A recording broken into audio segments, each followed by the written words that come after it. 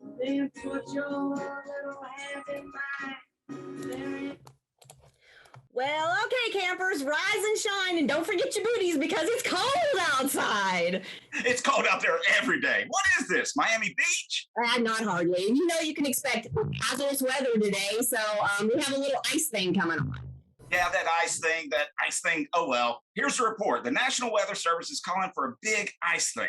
Yes, they are, but you know there's another reason why today is especially exciting. Especially cold. Okay, especially cold, but the big question on everybody's lips is... Tap lips, that is. Hey, on their tap lips, but do you know, Phil, whether he's going to come out and see a shadow or not? What's a Tawny Phil? That's right, woodchuckers. It's Groundhog Day! We're just being funny, guys. Welcome to the show. Welcome to From the Woods today, folks. We thought we'd celebrate a little Groundhog Day with you all. Thanks for being with us today.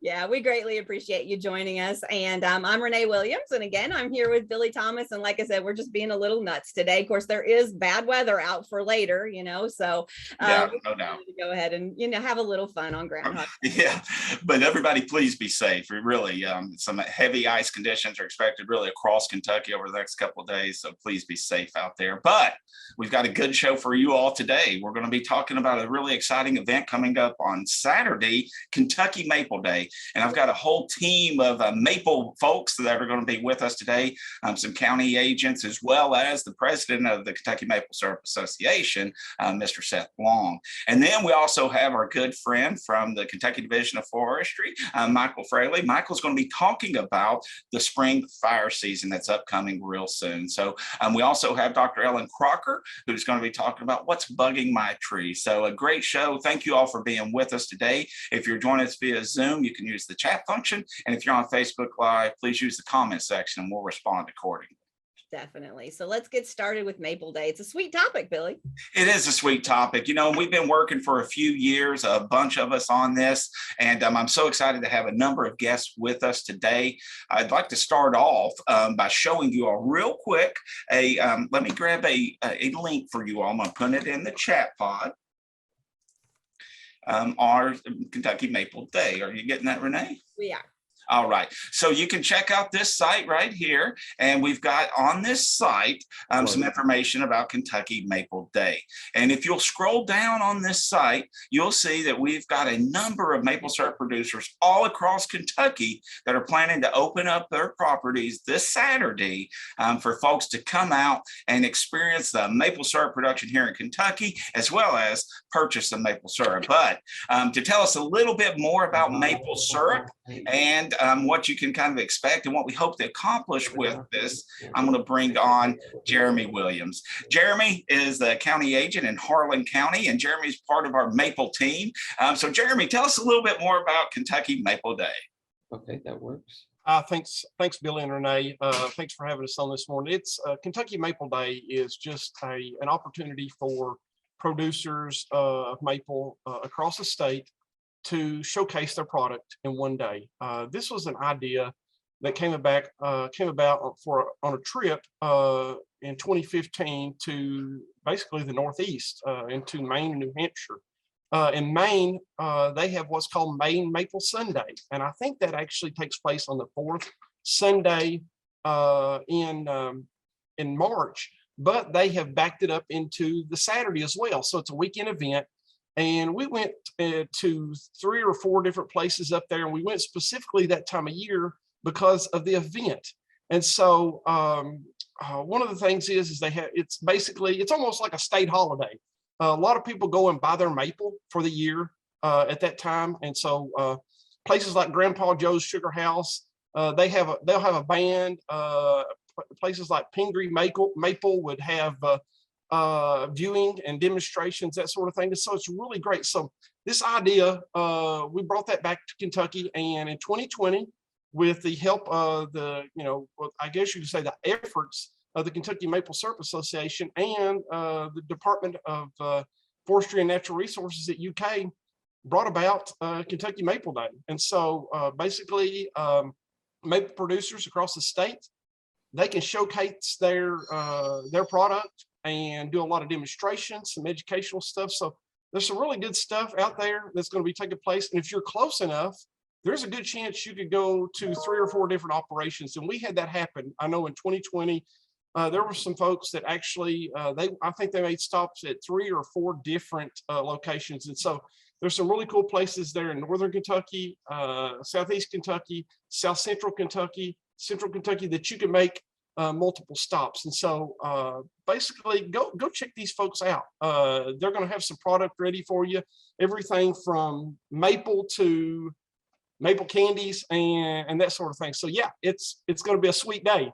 It's going to be awesome, Jeremy. And I would encourage folks, plan ahead a little bit, right? You can get on our website. We shared that link with you, and you can find out what each producer's offering that day. You can also find out their hours and some contact information.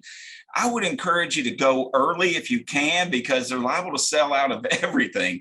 So please, if you're looking to get some Kentucky maple syrup this year, this will be probably one of your best windows of opportunity to do that. So we encourage you to get out. So again, plan ahead, check out our website so you know exactly where you're going, and you know what time and what products are going to be available in each of the farms. So, Jeremy, I'm really excited to be part of this effort, and I'm looking forward to getting out there myself this weekend. It's going to be great. Hey, load the whole family up in the car and check out a maple producer near you. Yeah, what a great time of year to have some agritourism events when we normally don't, right? This is a great opportunity for y'all to get out and experience some of Kentucky's woodlands and some of our producers out there and some of the great product that they have. So good deal, Jeremy. Thanks for telling us a little bit about Kentucky Maple Day. And we're going to kind of keep the show going on this theme. I would like to bring up now Seth Long. Seth is the current president of the Kentucky Maple Syrup Association and an all-around great guy. Seth, how are you this morning? I'm doing good since it's Groundhog Day, Billy. I know. Yeah, we were a little silly there, but hey, but we're not silly about maple syrup. That's some serious business, isn't it? We have an actual association on it. That's right. So it's been a real privilege to be a part of the association, the Kentucky Maple Syrup Association, and serve as its current president. The organization got started actually out of a school that was hosted by a Letcher County Extension Office, and it was kind of organically because a lot of people showed up. I bet there was at least 6 to 8 people showed up in the room thinking they're the only ones in Kentucky making maple syrup. So it kind of brought these people together. There was a lot of things that we could learn from each other as we make sugar in the South. It's different than the Northeast, but the association's main goal is to be a support to one another and encourage each other in what we are learning every year about how to make more and more maple syrup in Kentucky. Yeah, and Seth, you're also opening up your property, right? This coming Saturday. We are, and what a privilege to be one of 13 producers in the state that's opening. This is our 3rd year participating in the event. It's something that we look forward. It's one of our biggest on-farm events that we have. Last year we had over 160 people sign up on the sign-up sheet, and a lot of people didn't. So we're really excited. The word's gotten out. This year we hope to be able to do walking tours. Along as well, we hope to have an ATV tour too, up into the sugar bush to kind of show people how we do what we do. The conditions look favorable to where we'll have maple syrup, and we'll actually be making maple syrup in the sugar house. The other thing is we have lots and lots of product available. We'll have maple syrup. We'll have hot pepper infused maple syrup from peppers that we grow and dry. We'll have tons and tons of baked goods, all kinds of good baked goods. My daughters have been baking here for the last 2 weeks, getting ready for this event. So we'll also have Maple D Farm bourbon barrel aged maple syrup for sale. He was hurt by the ice storm last year, and he'll be on the farm this year to help us with our event this year. So we're glad to incorporate him in our event this year. Oh, that sounds great. And you mentioned some of these tours and other things. Now, we must caution everyone, not every producer is going to be able to offer tours like Seth is. So that's another reason you want to kind of call ahead and make sure you know what you're getting into with each of these. I think it's a good point, Billy. The website kind of has a description of what each farm lists. So you can kind of peruse that and get a good idea of what farms are doing. Yeah. But I really liked Jeremy's thought of, visiting multiple producers. And I love it, Seth, that you're actually partnering with the local producer as well. So How about this? Well, the Kentucky Maple Syrup Association has talked about this Kentucky brand of bourbon, the Bourbon Trail. We dream of a Kentucky maple syrup trail, a sticky, sweet trail that, this is kind of like something we can do where people can get a taste of a Kentucky Proud product made right here in Kentucky. So. yeah, and Seth, it is a great product. I've had the ability to sample it over the last couple of years, and we make superior maple syrup here in Kentucky. It has got a great taste that you can't find anywhere else. So we encourage you to get out there and just think you all could be on the front end of getting out on these maple days, and down the road someday, you can say, I went to the first or second or third maple day. So so we encourage all of our viewers to get out there and meet up with some of these producers. Seth, we're also going to be doing some educational events, here in Kentucky on Kentucky Maple Day. And we've got a couple of other folks that I'd like to introduce. I'd like to start with Lacey Kessel, if I can. Lacey is a county extension agent in Boone County. Hey, Lacey, how are you? Hey, Billy, I'm doing good. Thanks for having us on. Oh, Lacey, thanks for all you do. I know you do a lot up there in Boone County. You kind of oversee the natural resources education for the extension office up there. You also have a nature center, and you're going to be opening up your property as well this Saturday. So let folks know a little bit about what's going on. And I think you might actually have another program the following Saturday. Yeah. So I did, I made a few slides. Oh, great. Go ahead. So I'll share that just to give everyone an idea of kind of what's going on. So you can see that, correct? Yes. Okay. So at the Boone County Environmental and Nature Center, we'll be doing informational tours where we have different setups that people who are interested in doing it in their backyards or on their farms to just kind of give them an idea of what's out there. We're open from 11 to 2 with tours at 11, 12, and 1 o'clock. And then also in Boone County, we have McGlasson Farm. So at the Nature Center, we won't have any product available to sell, which is why we encourage everyone to go to McGlasson Farms, where they'll be able to get candy and syrup and all kinds of other stuff.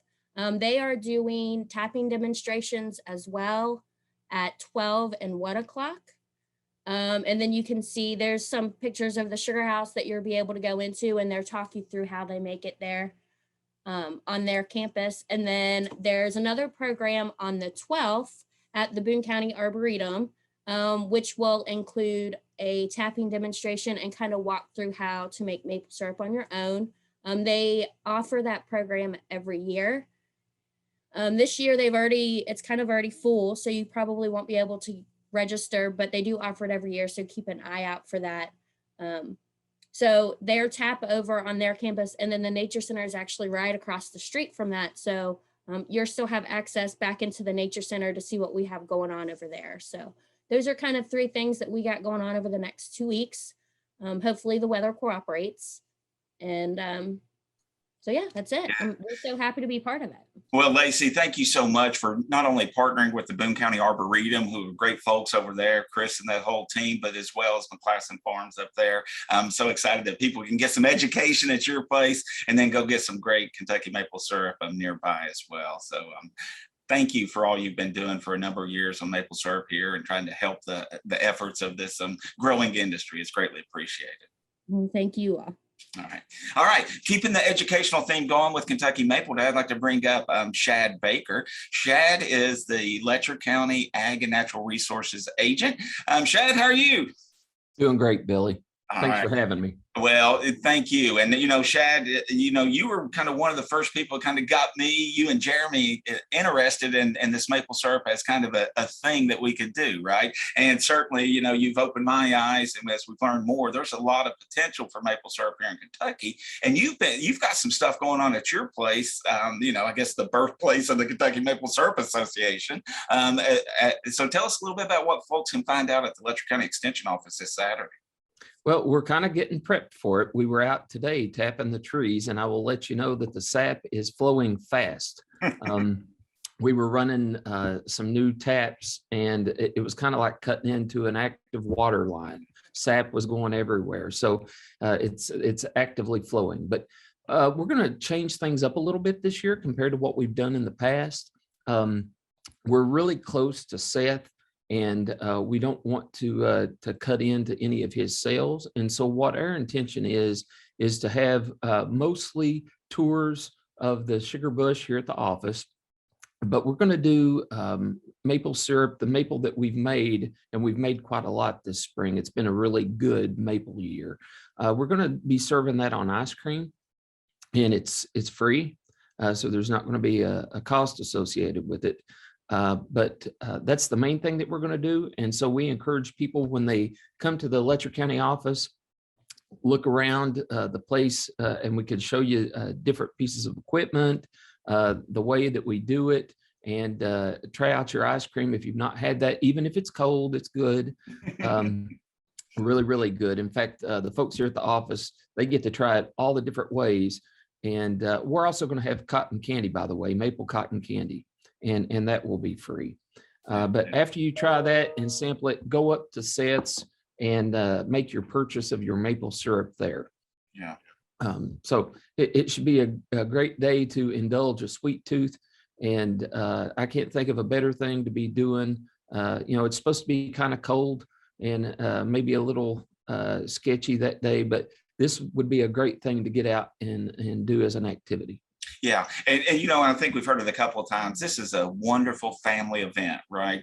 I mean, and I've talked to producers, and there's something about when you're boiling that sap down, it just attracts people. It's like a community magnet. So we encourage you all to get out, meet some of these local producers and support them. You will gain a great appreciation for how much work goes into making maple syrup, right? Just think about, we're taking sap from a tree and turning it into a product, and there's a number of steps that go there, so you'll learn about those, and I think you'll really appreciate it, Shad, how great Kentucky maple syrup is. For most Kentuckians, I think they can relate to a sorghum stir-off, and this would be comparable to a stir-off. You get to see the process, and then you get to enjoy it. So come out, and if you're near the evaporator, it's a warm place to be. Especially on a cool day. So, excellent. All right. So folks, wrapping this up real quick, I want to point you back real quick to our website for Kentucky Maple Day. And we have shared that again. Just as a reminder, you can get on here and you can find the producers. And when you're looking, you can kind of click on a producer and you can kind of see what they have to offer. So we encourage you to check out our producers that are participating, as well as make sure you visit our county extension offices that are opening up their places, and you can get some great education on this. One other thing I wanted to mention as part of this overall effort, my colleague here, Dr. Jacob Muller, and a number of us have been working to try to build this Kentucky maple syrup project, and all those maple folks you heard from today are a big part of that. But we have been working to put together resources and information for those interested in maple syrup, and I will drop that link into our chat pod as well here in just a second, and you can find out more about what we have to offer. What I will say is that we have a tremendous amount of resources on here. We have some videos. If you get in here, you'll be able to see a number of videos related to maple syrup production and some of the cool things that are out there. We also have a newsletter that we send out periodically. So if you want to stay connected to what's going on with the Kentucky Maple Syrup Project, we encourage you to subscribe to this newsletter. We won't flood your inbox, but every other month or so, we'll probably drop you a note about what's going on and give you a chance to get involved if you want. And we also have a lot of recorded workshops as well. You can get on our Kentucky Maple Day page. We host this every year in the fall, and we do have the recordings from the last 2 years available for you. You can also get on our little workshops page, and we have some recorded workshops that we've done over the last couple of years. So there's a lot of great information that's available through the Kentucky Maple Syrup Project website. So I encourage you all to check that out. But thanks to each, Renee, of our great maple folks out there for helping spread the word about Kentucky Maple Day. Definitely. We thank all of you for being on today. And, we did get a couple of questions, Billy. Someone wanted to know if you can make brandy out of maple syrup. Good question. Good I'm gonna defer to some of my colleagues. They may have a handle on that. Billy, Yeah. I think that's got Seth Long's name written all Okay. over it. So I think Seth needs to answer that question. All right. Hey, Seth, you Seth, were are you talking still about there? some kind of bourbon maple stuff a minute ago. What about Brandy? Brandy. Yeah, I don't know. I guess anything is possible. I don't know of any brandy that's made out of it, but if somebody out there figures out, let us know. There's a niche. Yeah, no doubt. Someone also wanted to know what the price per ounce for the Kentucky Pride maple syrup is.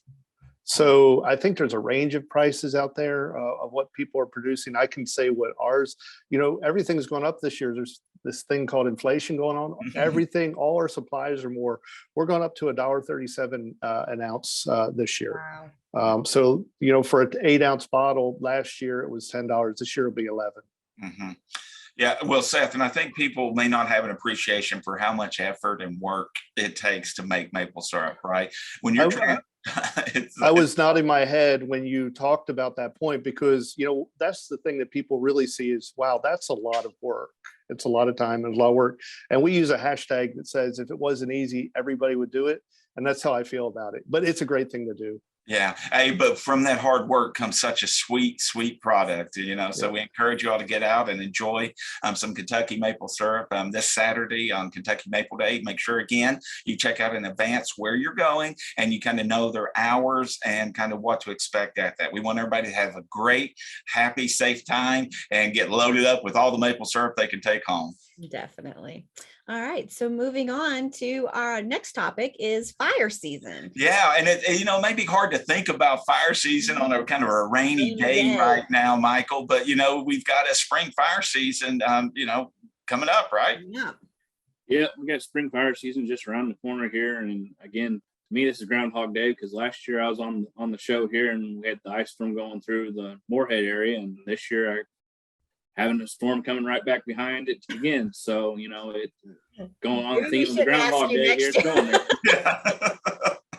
So it should be rinse and repeat for next year, I guess. Yeah, let's not do that again. Yeah, I know. I know everybody doesn't want to see this ice coming, but it is kind of what we have to deal with. Right. So let's I'll get started here. All righty. Well, good morning, everybody here. Again, my name is Michael Fraley. I'm the Fire Management Chief for the Kentucky Division of Forestry. And I'm just going to give you some stuff about this coming fire season here in spring. Just to get going here, we do have local offices around the state. We got 6 branches. At the bottom there is all the branches. So if you see one that's close to you and the branches, we do help with other stuff besides fire. We do forest stewardship plans where foresters will come out and work with landowners. We have rangers who do all the logging inspections if people have logging going on their property, but just wanted to give everybody a heads up that we do have offices around, and if you need any more assistance, they're there. But if you do see a fire, go ahead and either call 911 or try to call one of the branch offices, and we will get somebody there. Just to go over, again, our Kentucky fire burn laws, it gives us, as KDF, we have the power to go out and have the right to go extinguish all wildfires that happen in the state. These are just some of the laws that are out there on the books. The biggest one that I want to get created to everybody is the KRS 149-400. This is what gives us our fire season. So this spring fire season is going to start in February the 15th and go till April 30th. And then we have a fall one that's October 1 through December 15th. But during those time frames, you can burn, but you have to be outside of 150 feet of any woodland, brushland area. And if you're within 150 feet, you have to wait till after 6 o'clock at night to burn. But the fire will have to be extinguished by 6 a.m. the next morning.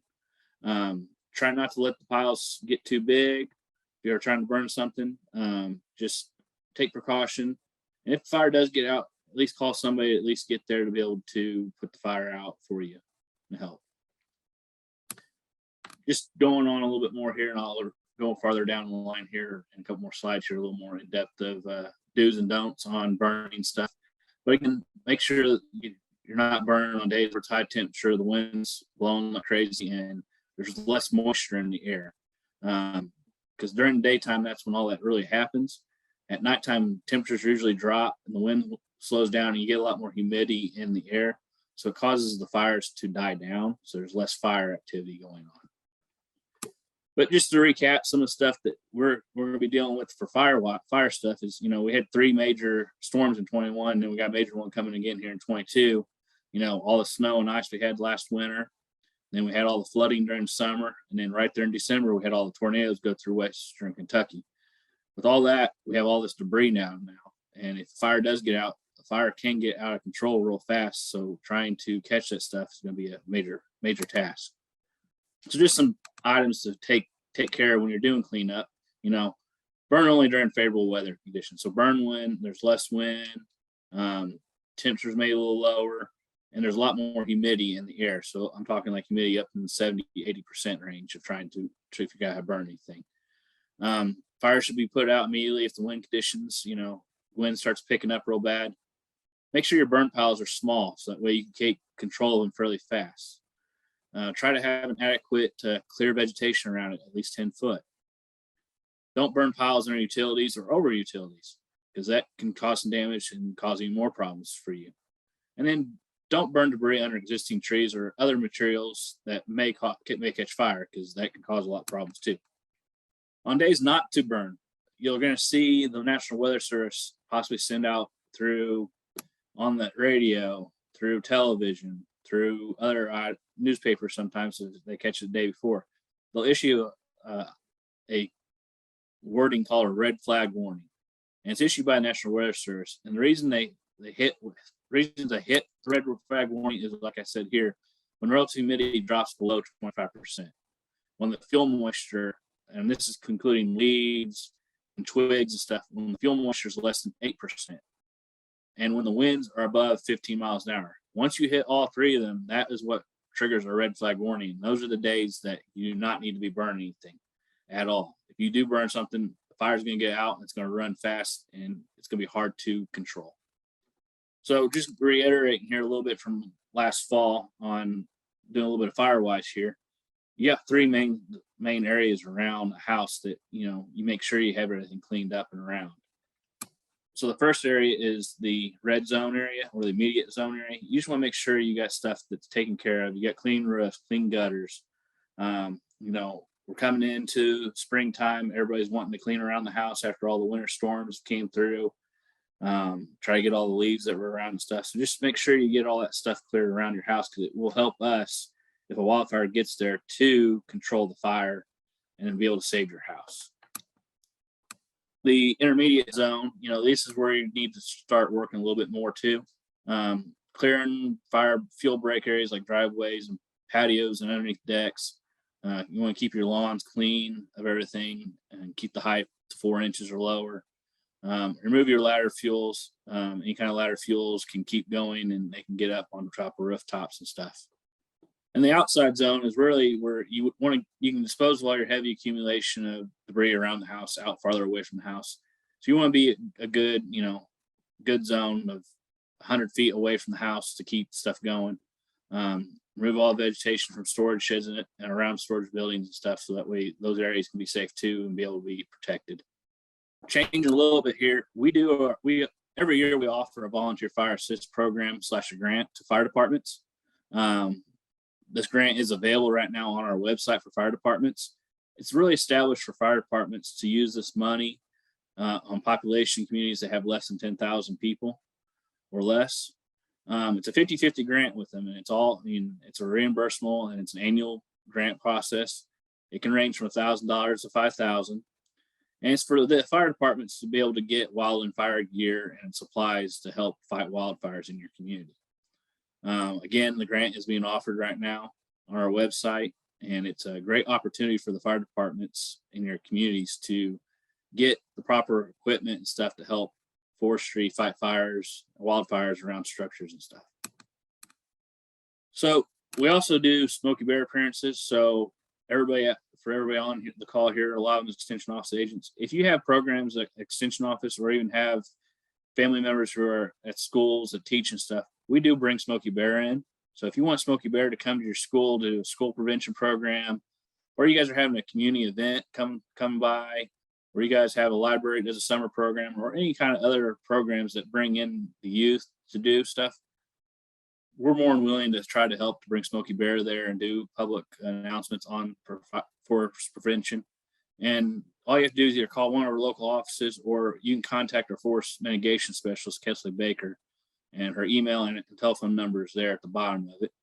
I do have a little, with Betty White passing away back in late 2021, she was a big advocate of Smoky Bear, and I have a little message from her that I'd like to share with everybody.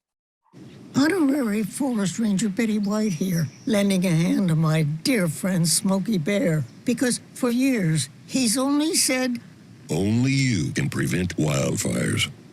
But there's a lot more to say, like if you park your car on tall, dry grass, the hot exhaust pipe can start a wildfire. So keep the animals safe, especially the cute shirtless one. Go to smokybear.com to learn more about wildfire prevention. And with that, Billy, that's in my presentation. Michael, thank you. Yes, and thanks Betty White for everything she did. Yes. She made a lot of people smile for a long time. We had a couple of questions. So when a red flag warnings are issued, does this limit any timbering or construction projects? So construction projects can be halted a little bit, but construction is able to still burn based on the state statute of burn laws. They can still do burning, but they are asked to follow red flag warnings and not burn on those days if possible. Okay. And then I guess, what about the timber harvesting? So can we still harvest timber during a red flag? Yes, they can still harvest timber. It's just, they're not burning anything. So they just got to be careful with the high winds coming through and stuff, just to make sure that they're not try to watch, taking precautions and safety features on them to be able to not get hurt. Michael, I really appreciate all you all do at the Kentucky Division of Forestry, trying to keep our woodlands and structures safe from these wildland fires. And I know we don't have maybe the same size of fires as people hear about out west, but our fires can be really damaging here in Kentucky for sure. So it's it's no joking matter. Wildfire is a serious business, and I really appreciate all that you all do across the state to try to keep us safe. Yeah, back this last fall, we had a little run for about 5 or 6 days, and we had over 72 fires and burned over 9,000 acres. So, all it takes is a good week of dryness and high winds and low humidity, and, people get out and burning, or somebody goes and absolutely sets a bunch of fires. It can cause us to have to run and do a lot of firefighting. So just everybody use cautions when possible. Yeah, please. We don't want to put you all at risk, or we don't want to put structures at risk. So only you can stop these wildfires. So get out there and stop them. Don't let it happen. Right. Yep. All right. Well, thank you, Michael. We greatly appreciate you being on the show. Yes. No problem.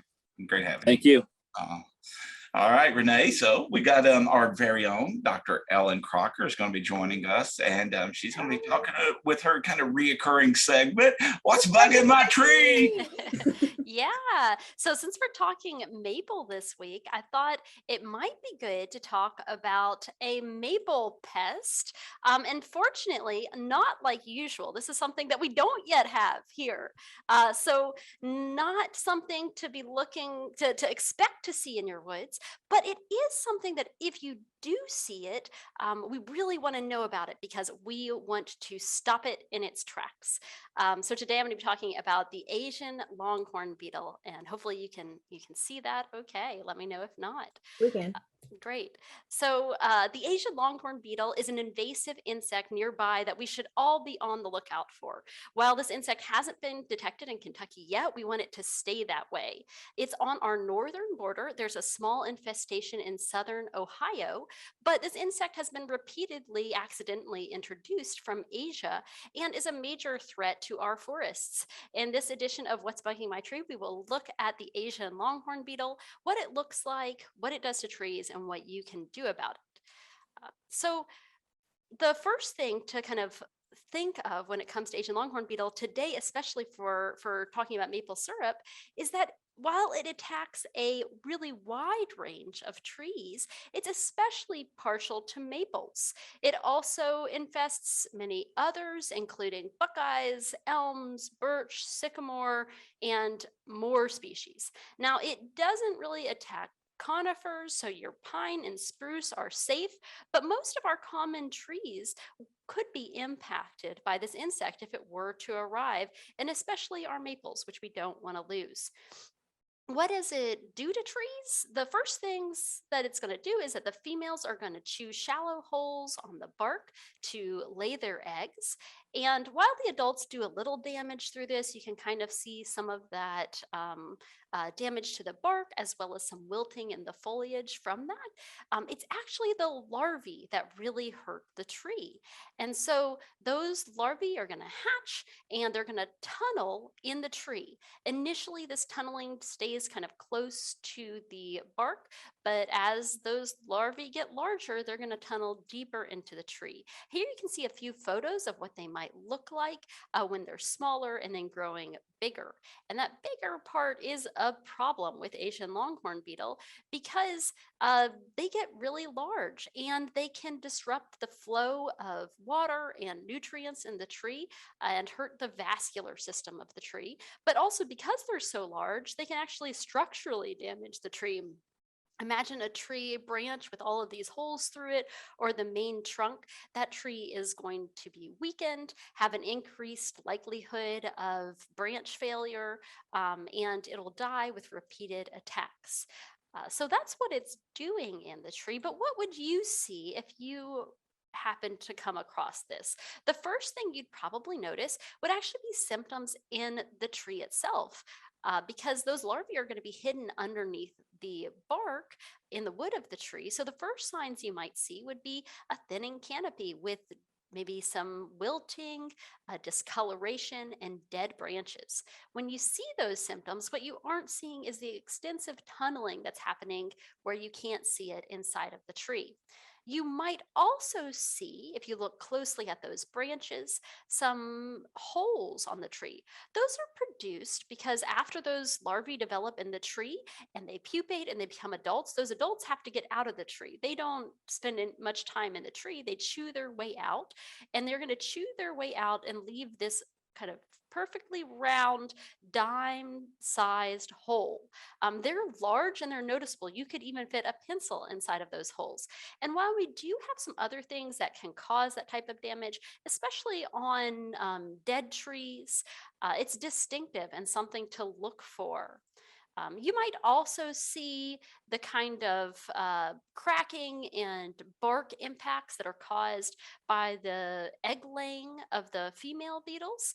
You might also see what looks like sawdust, the excrement of the beetles around the base of the tree or on those branches, or maybe even sap oozing down the bark. If you imagine all that tunneling happening in the tree, it can definitely impact the tree. Now, the beetle itself is really distinctive, and that's been a huge tool in the toolbox for detecting Asian longhorn beetle and stopping it, because we don't have a lot of things that look like this. While we do have some kind of other similar longhorn beetles, this one is really large. It's 1 inch to 1.5 inches long. It's black and white polka dotted, which, automatically stands out to me. These little feet are almost kind of a bluish tint to them. And then they have, as the name implies, longhorn beetle. They have these long antennae that are in this banded black and white striped pattern that I think is really distinctive. And, that stands out, that makes it easy to find them. The larvae in the tree might not be visible while the trees are standing, but their damage is distinctive. And the larvae themselves are going to be pretty large. They can, when they're kind of later in their growth, they can be almost thumb-sized with very defined segments and a creamy color and this tiny little head that, in my opinion, looks pretty creepy. But you wouldn't notice this that much because that's going to be living inside the tree, under the bark, causing that damage. So then what do we do about Asian longhorn beetle? Hopefully we don't see it anytime soon, but once a tree is infested, there aren't many options for saving that tree. In general, trees are removed and then chipped or burned on site to prevent the spread of this insect. Insecticides can be used to kill the adults, but unfortunately aren't as effective for the larvae. So you're kind of left with a few options when you have a lot of infested trees, and typically they're taken down and chipped. So really, the most important way to manage Asian longhorn beetle is to prevent it from arriving to begin with and eradicating it as soon as possible if it's detected. If you see something that looks like this beetle, report it. Worst case, it's something else and you learn about one of our native lookalikes. But if it is the Asian longhorn beetle, the sooner it's detected, the sooner it can be addressed. And once it's detected, the better our chances are of eradicating it completely before it spreads. And here you can see a lot of people taking photos of beetles, but in the past, when Asian longhorn beetle has been detected, it's been through, homeowners and landowners reporting seeing this beetle that it's been detected. So once it's detected, state and federal officials will mobilize and send a team of people to eradicate the insect. So these are a series of photos from the Chicago area, kind of before these trees were infested with Asian longhorn beetle. They were removed, the trees that were infested or could be potential hosts. And then you can see it afterwards. Now there's a big difference, right? And if you lived on this street, you'd probably be pretty sad about the loss of those trees. But this is saving the Asian longhorn beetle from moving elsewhere. And actually, this is an example of a site where they were able to completely eradicate it. Asian longhorn beetle is one of the few invasive insects where there have been multiple successful eradications, which really inspires hope for the future. So you can see all of these green locations on the map are places where it had been before, but we were able to eradicate it. There are still plenty, however, of active infestations, including this one in southern Ohio. That's a concern for us in Kentucky. And while we have these existing infestations that are pretty contained, new infestations of Asian longhorn beetle have arrived many times directly from Asia on packaging material. And this is just another reason why we need to be really cautious of any untreated wood products, as well as not move firewood locally, because it could be really easy to accidentally move this or other invasive organisms around on firewood. It's hard to see the larvae when they're really small and inside that wood.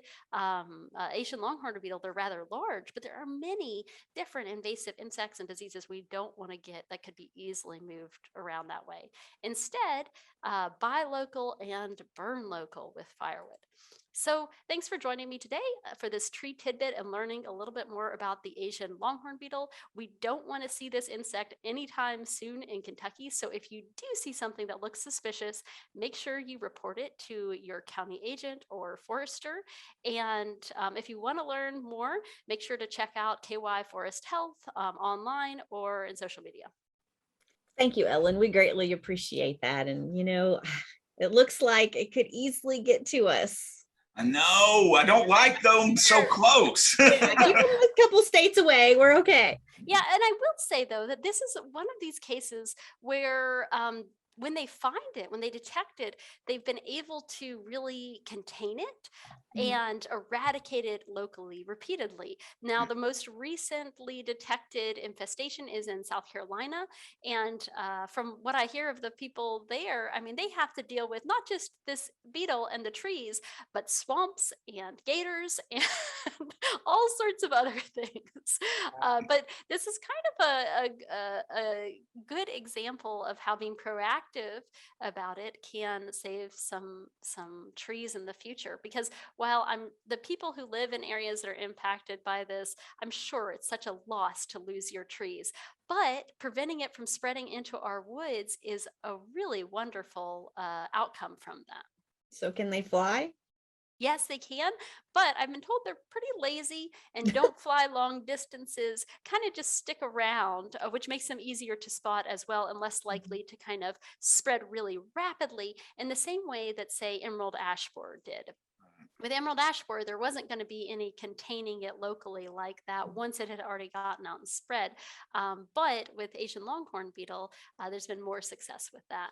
And so kudos to the state and federal partners who are keeping it contained in Southern Ohio, keeping us from having to deal with it and protecting our maple syrup supply. Yeah, important stuff. But, you know, Ellen, it also speaks to, we really need people to say something if they see something, right? I mean, because if, you know, if somebody sees this and lets it go on their property for a while, that could really change the outcome for the long term on how this thing kind of moves. So listen to Dr. Crocker, and if you see something, let somebody know. For sure.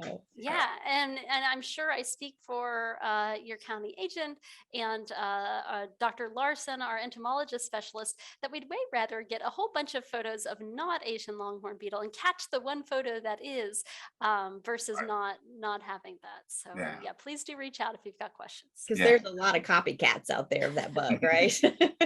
Or it kind of looks that way. Yeah, exactly. And so, yeah, if you've got questions, just reach out. Okay, sounds great. Thanks, Dr. Crocker. We've learned a lot today, Billy. Yeah, we covered a lot of different ground. We talked about one of Kentucky's sweetest products, maple syrup that's made right here in the state. And we encourage everybody to get out this Saturday and participate in Kentucky Maple Day. We also learned about the upcoming spring forest wildland fire season. So, you know, thanks to Michael Fraley for educating us on that. And, you know, it's a big deal. Fire should not be taken lightly. So let's be careful out there, folks. And speaking of being careful, Renee, Dr. Crocker said, be on the lookout, right? This Asian longhorn, you know, that little booger doesn't look good at all. So we really need to be vigilant and keep it out of Kentucky as long as we can. So. Yeah. And, you know, next week we have a show on mushrooms, common mushrooms of Kentucky. Megan Buelen's going to be talking about that. I love having Megan on. She always does such a great job. Yeah. Our tree of the week will be back. And we also have safety equipment with Chad Nyman. He's going to be talking about that. So really interesting shows coming up. And we're just going to keep them coming. No doubt. So thank you all so much for being with us on this Groundhog Day 2022. And, you know, we'll look forward to seeing you all next week at 11. Take care. Bye. Bye, everyone. From the woods today.